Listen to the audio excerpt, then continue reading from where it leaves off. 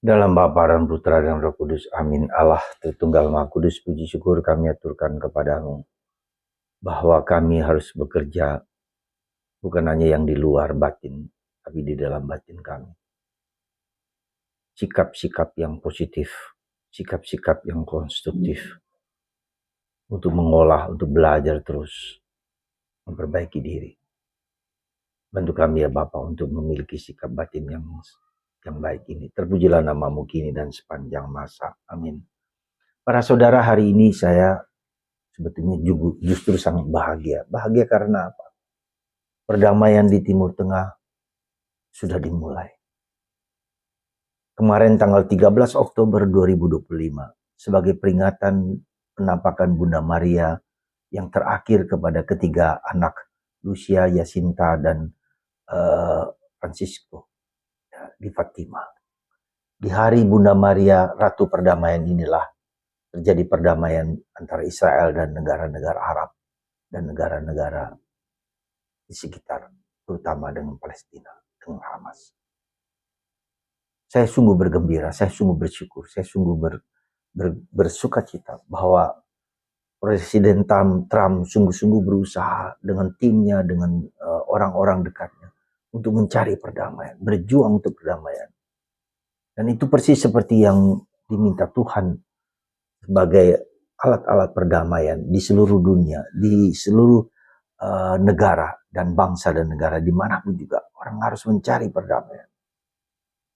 Dan sekali lagi kita bukan hanya berjuang dengan politik, dengan diplomasi, tetapi juga dengan doa.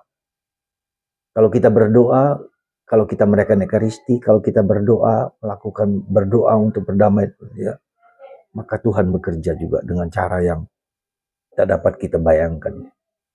Karena itu saudaraku terkasih, mari kita rayakan langkah awal pertama dari perdamaian di Timur Tengah, khususnya Israel dan Palestina, dapat berjalan dengan baik.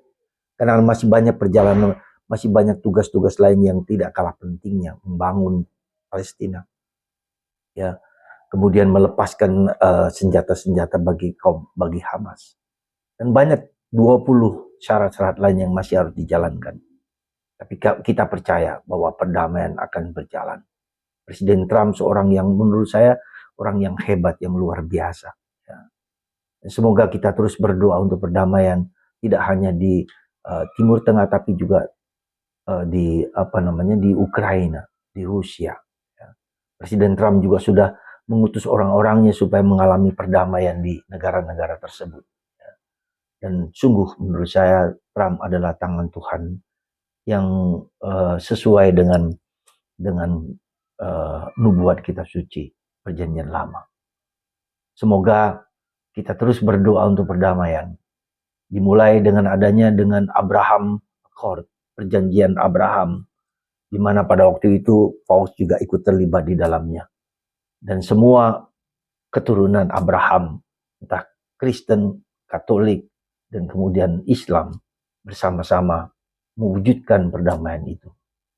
Dan semoga Bapak Abraham mendoakan dan mengilhami para pemimpin negara untuk mencari perdamaian dimanapun berada. Tuhan memberkati Anda semua, dan mari kita berdoa terus-menerus untuk perdamaian dimanapun berada. Berkat Tuhan menyertai kita semua, dan perdamaian terjadi di mana-mana. Dalam nama Bapa, Putra, dan Roh